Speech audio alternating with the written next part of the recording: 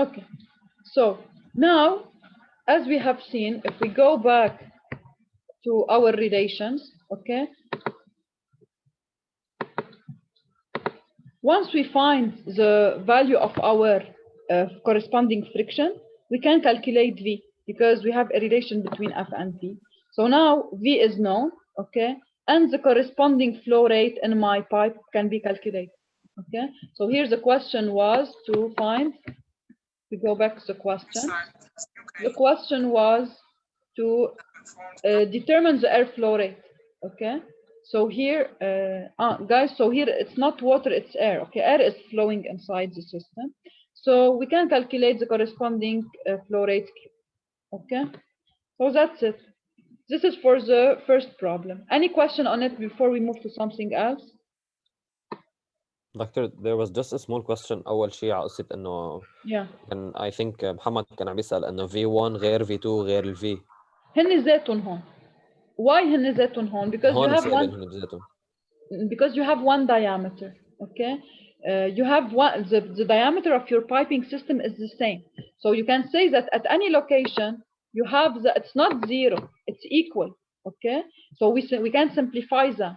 So you can say that since d is constant, okay, and we can consider incompressible flow rho constant, okay, then we can say that A times V is a constant. And since the diameter is not varying, because D constant, we can say A constant. So we deduce that V is the same everywhere, okay? Now, what will happen, okay, if you have several diameters, change in diameter, here it will be more complex. So in this case, if you have variable diameters, when you calculate here, let's say the friction, you should divide your segments. And for each segment where we have a new velocity, you should take it separately. Okay, so it becomes more complex to work. But since it's one same velocity everywhere, so so V1 equals V2 equals to V. Okay. هون ال V اللي بقلب اللاسز الماينر والميجر هن هي ذات الفيلوسيتي بقلب ال V هي مثلا ذات او هي هون مساوي average ال V هي ذاتها. velocity. It represents the average velocity in the cross section. هي ذات. اوكي، هي velocity over، يعني اذا بدك مش انت اخذ L over D، يعني انت over a certain length you have a certain velocity. It's the average value over this length. بس here you have that the velocity is everywhere. يعني بالضغط you have the piping system, the velocity everywhere is the same. So V average is equal to V1 equal to V2. اوكي. دكتور اذا كان variable كيف بنطلعه؟ اذا كانت فاريبل هعمل لكم اكزامبلز، يعني مثل ما قلت لك بصير بدك تقسم البروبلم لديفرنت ستيبس. اوكي اوكي.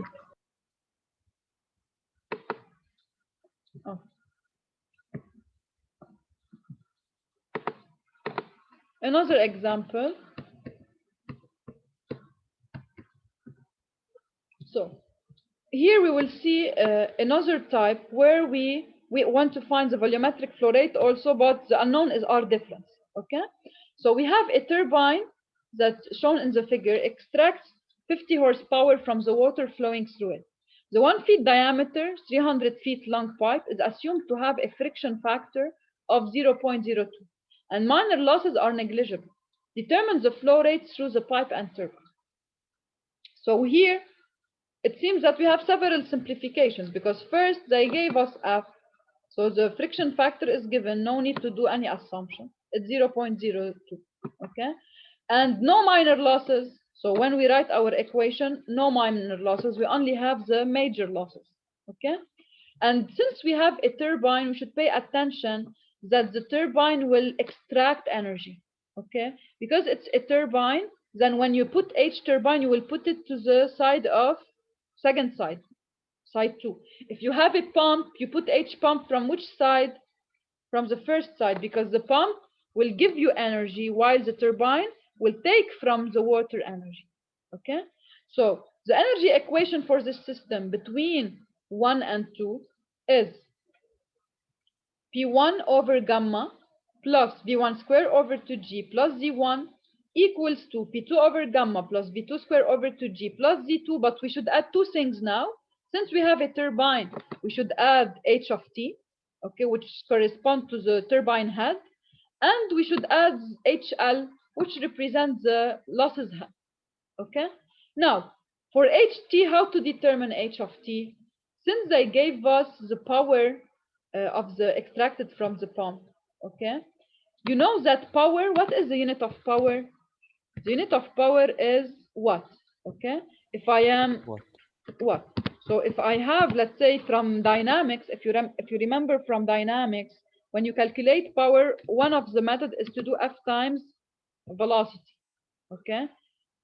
Or here, because we have pressure, we can replace F by pressure times area times V. So this is why for power, so here I will put power to not confuse P. Okay. Power is pressure times what? What is AV? It's the volumetric flow rate. So power is pressure times Q, volumetric flow rate. Okay. So since here they gave us the extracted power of the turbine, okay, we can say by replacing P by gamma H, so pressure, the corresponding pressure for the turbine is gamma times H turbine, okay, times HT, okay, times the Q. So if you want to get H of turbine, HT will be equal to the power over gamma. Of course, gamma is of the fluid. Here it's water, so we use gamma water. And we multiply by, so over gamma times the volumetric flow rate Q. Okay? But what is the problem here is that we don't have the velocity. So we don't have Q also. So here V is unknown. Okay? So let us go through the equation. Okay? So first, P1, 1 is exposed to the atmosphere. So if we are working in gauge pressure, we can say P and 1 and 2 are exposed to the atmosphere. So as you can see here we have water exposed to atmosphere and we are exiting to the atmosphere. So we can say that P1 equals to P2 equals to 0 gauge pressure. This is why these two terms will cancel out. Okay. Now, for V1 and V2, here in this example, V1 is different than V2. Okay. So you have V1 is nearly 0. Why? Because you are taking water from a very large reservoir. So the area here, A1, is very high compared to A2. Okay. So we can say that V1 is much smaller compared to V2. And then we can nearly take that V1 is nearly 0. Okay. So this term also will cancel out. Now, concerning the change in elevation, here they gave us the elevation, so we will put them. So here they considered that the reference is at the lower level. Okay, so if your reference for Z is here, they said that Z2 is 0 and Z1 is given to be 90. So you replace Z1 by 90 and Z2 is 0. Okay, now we still need to have idea about V2, HL, and HT. Okay, so let us try to figure out how to express these terms. To start with, the losses here are major losses because they said we neglect minor losses in this problem. And why we are neglecting, as I told you, when you have a very high length, a system of very high length over D, and the ratio L over D is very high. In general, the major losses will be dominant over the minor losses, so we can neglect them. So here, the losses are given by F times L over D times V squared over 2G. Now, the friction factor is given, the diameter is given, but the problem is with the velocity. V is not known. Okay, I don't know the value of V. And V is equal to V2. Why? Because we said that V represents the average velocity in the duct. And as you can see here, if you go back to the figure, so my duct here, for the whole duct, I have the same diameter. So the velocity at 2 will be equal to the velocity at this section here. So from here to here, same velocity due to constant flow rate. Okay, so I can say that, of course, the average velocity in this part will be equal to V2. So V, average velocity in my duct, is equal to V2. Okay, so now my unknown is V. I don't know V. So my first energy equation gives me what? Like the previous problem, it is giving me, but here what I know, F is known. What is the good point in this problem is that F is given. So because F is given, then if I replace in my equation, I will get only one unknown, which is velocity. Why? Because we said that V2 is equal to V, and we express the major losses function of V. We still need to find H turbine. And as we said together, what is the head of turbine? It's the power over gamma Q. But Q can be expressed as a function of V. Okay? So by replacing Q by A times A, it's the area times velocity. Okay, and the area is, of course, it's a circular area, so it's pi d square over 4, so pi d square over 4, and also the diameter is given, so this will simplify things. Okay, so times velocity. So now all I have to do is to plug my HL and HT into my equation. I will get the following relation, and as you can see here, the only unknown is velocity. So all I have to do is to solve my numerical equation and get the corresponding values of D. Now, what is interesting here, I will obtain 3 solutions, 1 negative and 2 positive. The negative solution will be rejected because I'm talking about magnitude of velocity, which should be a positive component. But here, why I have 2 solutions? I have one that is relatively low and one that is relatively high. So if you want to do the analysis of this, what will happen here? When you have increased velocity, when V is higher, Q will be higher. Yani the volumetric flow rate is high, but on the other hand, also the friction HL will be high, which will reduce HT.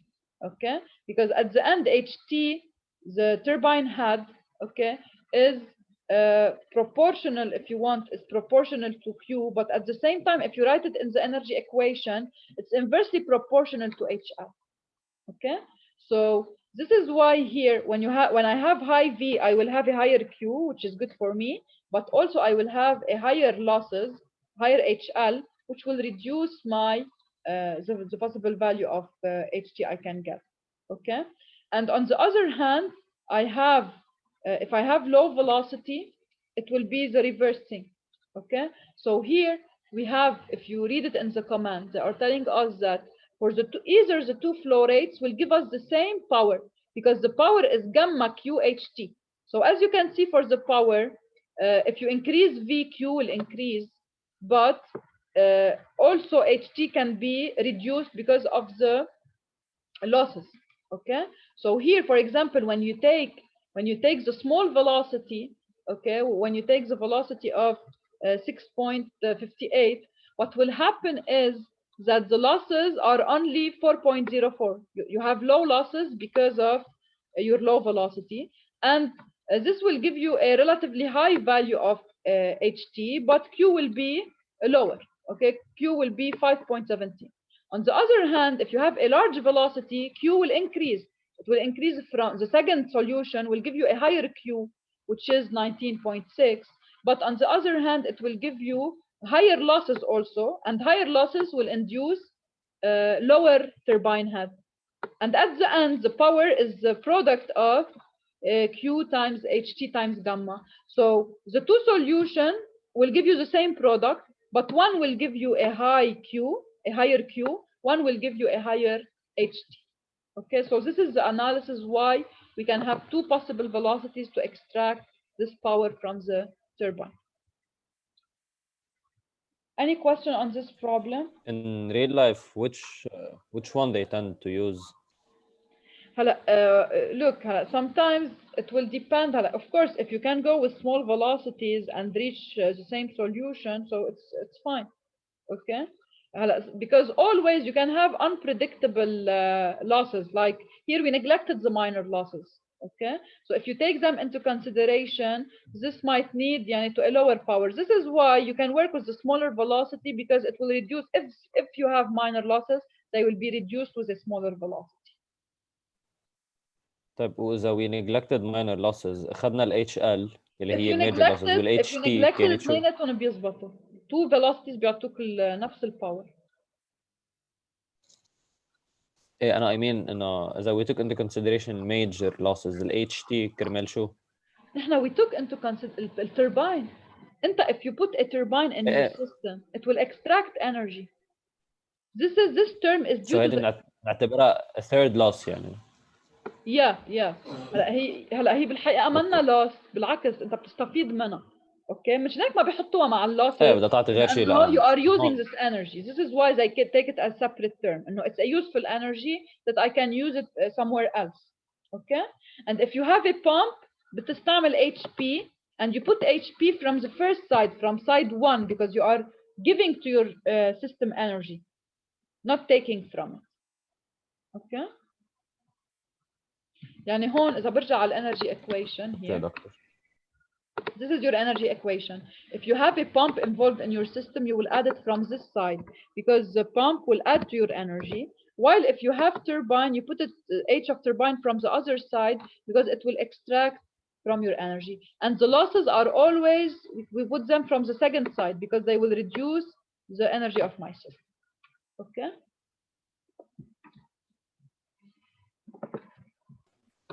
Another problem. Another type of problems we can have. Air at standard temperature and pressure flows through a horizontal galvanized iron pipe. So here, for example, they gave you epsilon, but فيهم ما يعطونا إياها، فينا نجيبها من التable because it's galvanized iron. So we can get like the previous problem one we did. We can get the value of the corresponding value of epsilon, and they gave us here the flow rate. Okay, so here the flow rate is given. The pressure drop is not to be more than 0.5 psi per 100 feet of pipe. Determine the minimum pipe diameter.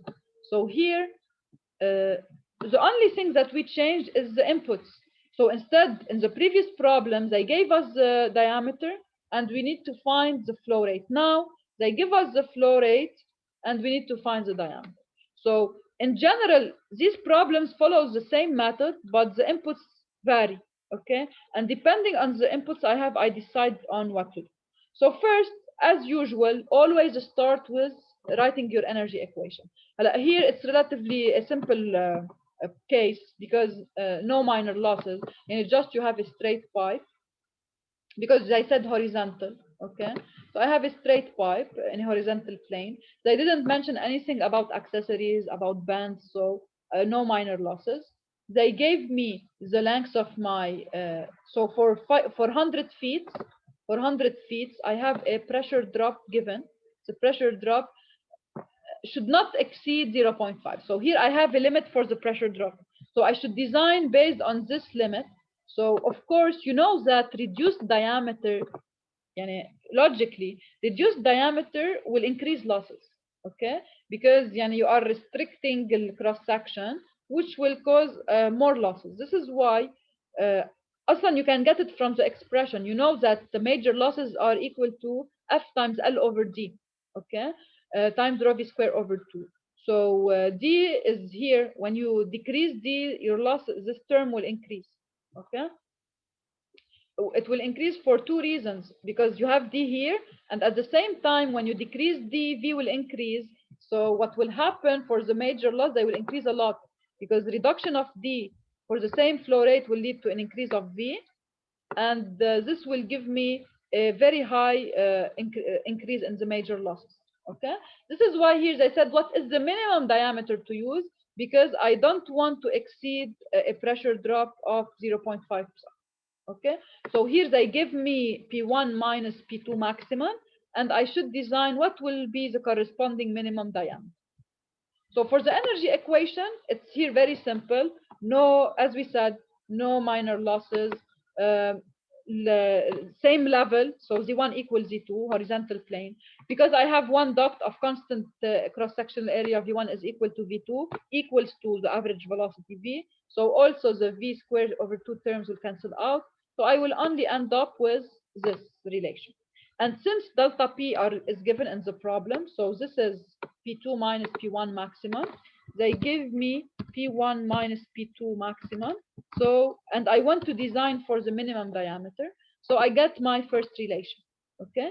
And as you can see here, I have two unknowns, V and D, but of course, so this is my first relation, and I can relate VD through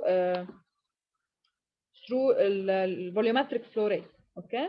So in this relation one, you have as unknown V, D, and what also, and the friction factor F, okay?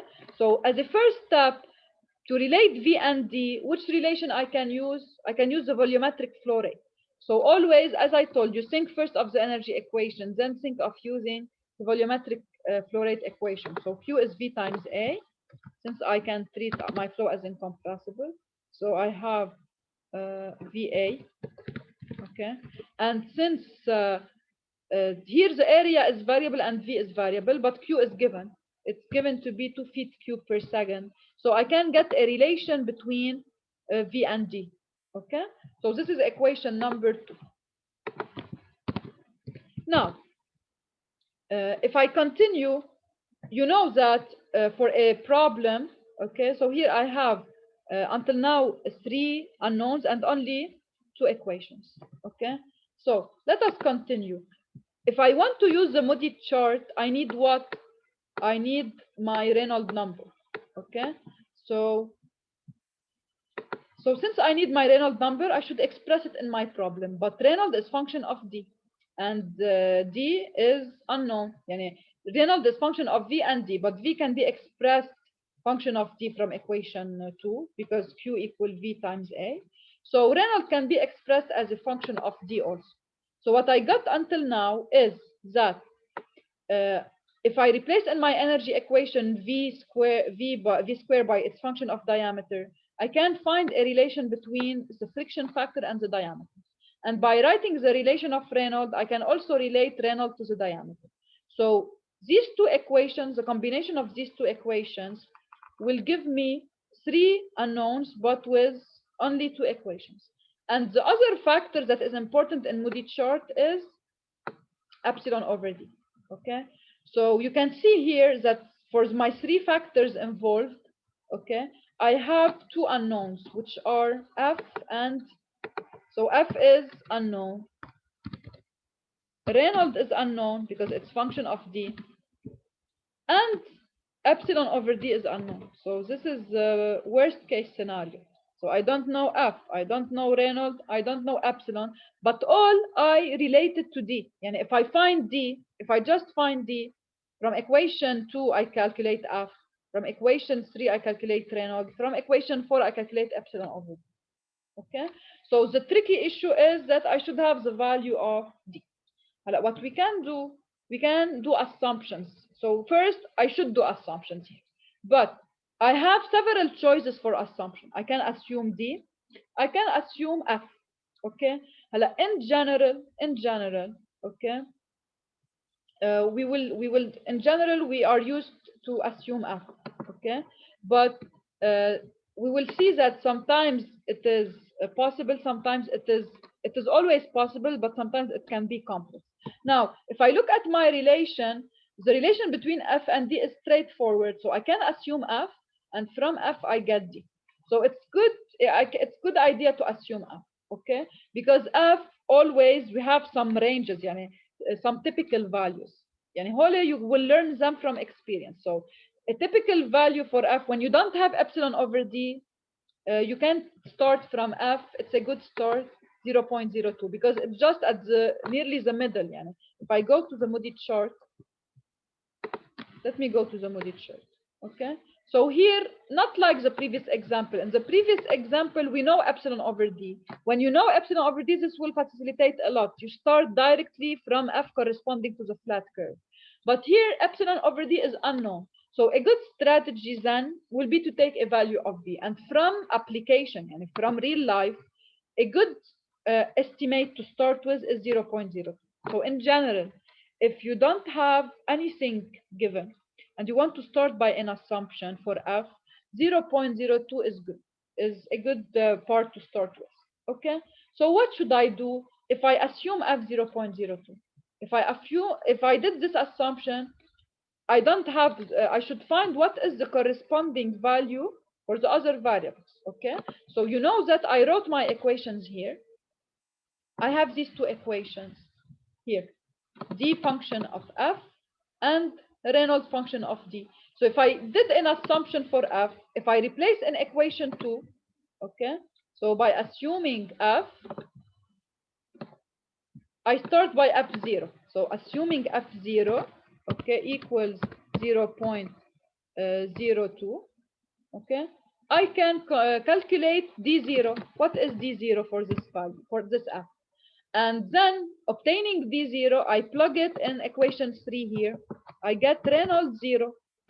Okay.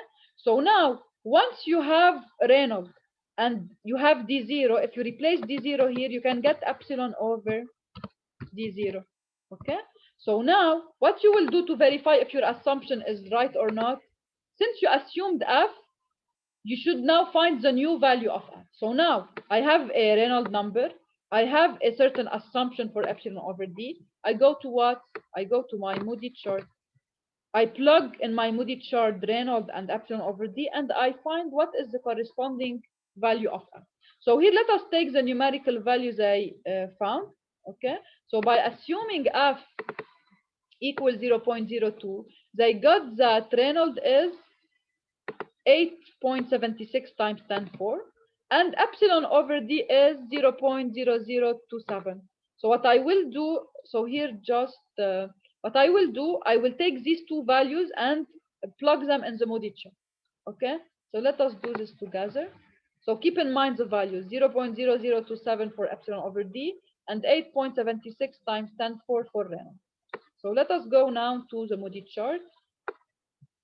As you can see here, first, the red line will correspond to Reynolds of 8.76 times 10⁴, and the curved green line correspond to 0.0027. Okay, as you can see, the intersection of the two lines is nearly here, this point. I put X for you. This is the X I put. So if you take a horizontal line to read the value of V, you will read a value of 1 equal to 0.027, which is far from, so this value is far from F0, which was 0.02. So I say I cannot stop here. I should do an additional iteration. Okay. What to do now? Since I found F1, I plug into first equation, I get D1. Okay, so now I get D1 from equation here. I think the number was 2. Okay, and then once I get D1, I plug D1 in Reynolds. I get Reynolds 1. Okay, in equation 3. Now I will repeat, and in equation 4, I get epsilon over D1 from equation 4. Okay, because once you have D, you can calculate epsilon over D. Okay, now you will obtain the new values. The new values, if you plug, will be for new Reynolds, okay, is 8.27. So from here, you can know that I am close, because before I had 8.76 times 10 to the power 4. Now I am at 8.27 times 10 to the power 4. So the difference is not very high. And for epsilon over d, I was at 0.0027. Now, if I calculate, I have 0.0026. So just from here, you can predict that the value of f will be very close. And sometimes, because the chart is not very accurate, sometimes you can not see the difference, okay, as it is the case here. So here, if you take now a line, this one, if you take a new line for the new Reynolds, 8.27 times 10 to the power 4, and you have the blue curve. The blue curve is for epsilon equal to 0.026. Then the intersection is nearly the same at the same place. Okay, so f1 is equal to f2, so I can stop, of course. And even if I have a small difference, I might have the intersection here, for example. If I have like this, if I see that the difference it's nearly, so for example, if you get 0.027 here and here 0.026, so it's fine. I will stop. I can stop that. Okay. So that's it. Okay. this is the method I can solve. So now I can be sure that my f is 0.027, and I can now go back to my problem and I replace my variable by their corresponding values. So here, once you get the real value of f, you replace into this equation, it will give you the accurate diameter d. Okay, and this was the question, to find what is the minimum value of d to not exceed the pressure drop given. So here d should be 0.196 feet. Okay, any question? دكتور Yes. لو عملنا assumption تانية كان طلع معنا Reynolds number fair وإبسلون over D كان طلع fair مظبوط. فكان طلع معنا fair فأنا كيف نعرف اوكي، بس تعملي several iteration توصلي اخر شيء لنفس الريزلت. يعني انت وقتها توصلي ل percentage difference اقل من 10% for example او 5% let's say, then you can stop your calculation لانه whatever is your initial assumption رح ترجعي توصلي لنفس الريزلت and you can try it. اوكي، لانه الانيشال value تبعك will not affect the final result. بس تقول لك it will affect what? The number of iteration. يعني if you started by a very far value يعني بدل 0.02 تنقول if you started from for example 0.09 اكيد حتطولي بالايتريشن تتوصلي اكثر. يعني you might need more iteration to reach your converged solution. But if you start from beginning with a value that is close, then you will not need several iteration to reach your accurate solution. اوكي، يعني بس الانيشال assumption بتفرق بعدد الايتريشن، غير هيك no. يعني at the end you will get the final same results. Okay, thank you. Any other question? Okay guys, so hopefully we will meet Friday, okay, because we said that we will replace Monday by Friday to give you time to study. And now please, you should cover the last part. So cover the last part of the video for Friday. Yeah, I'll see you next time. Bye.